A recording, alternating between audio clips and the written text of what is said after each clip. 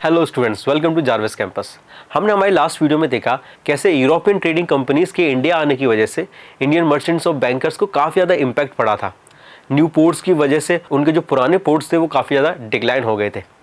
मगर हमें पता है कि भाई टेक्सटाइल्स इंडस्ट्रीज़ के जो की वर्कर्स थे वो वीवर्स थे। तो इस वीडियो में हम देखने वाले हैं कि उन वीवर्स पर क्या इम्पैक्ट पड़ा।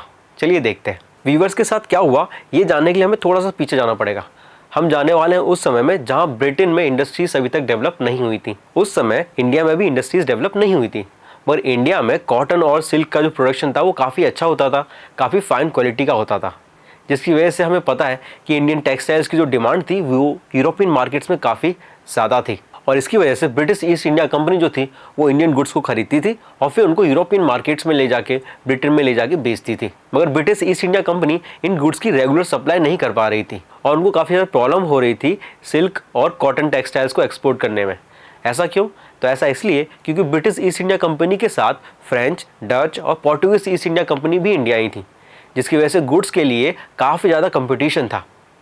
हालांकि ये कंपटीशन हमारे व्यूअर्स और मर्चेंट्स के लिए बहुत अच्छा था, क्योंकि वो बार्गेन कर पाते थे और जो बायर उन्हें ज़्यादा पैसे देता था ये उनको ही अपनी टेक्सटाइल्स बेचते थे।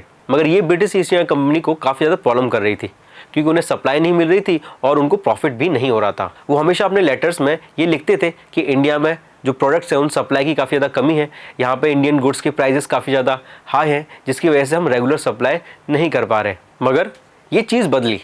ये बदली कब? तो 70-60s में, जब ब्रिटिश ईस्ट इंडिया कंपनी और सिराजुद्दौला जो बंगाल के नवाब थे उस समय के, उनके बीच में battle of Plassey and battle of Buxar लड़ाइयाँ हुई, जिसमें सिराजुद्दौला जो नवाब थे बंगाल के वो हार जाते हैं और ब्रिटिश ईस्ट इंडिया कंपनी के पास पॉलिटिकल पावर आ जाती है पूरे बंगाल की, जिसकी वजह से ब्रिटिश ईस्ट इंडिया कंपनी काफ़ी ज़्यादा पावरफुल हो जाती है। और जैसे British East India Company Bengal में पॉलिटिकली पावरफुल हुई, उन्होंने कई सारे स्टेप्स लिए।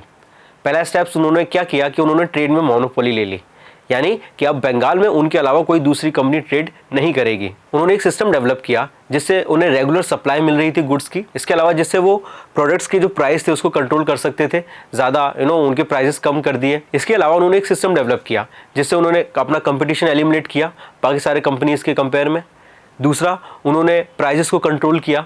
तीसरा, उन्होंने ऐसा सिस्टम डेवलप किया जिससे उन्हें रेगुलर सप्लाई मिले गुड्स की। अब ये चीज़ें ब्रिटिश ईस्ट इंडिया कंपनी के लिए काफ़ी ज़्यादा अच्छी थी, मगर वीवर्स को अब काफ़ी ज़्यादा प्रॉब्लम आने वाली थी। अब वो प्रॉब्लम क्या थी और इसके अलावा हम ये भी देखेंगे, और इतना बड़ा सिस्टम डेवलप करने में ब्रिटिश ने क्या क्या स्टेप्स लिए थे, ये सब हम देखेंगे हमारे नेक्स्ट वीडियो में। Thank you.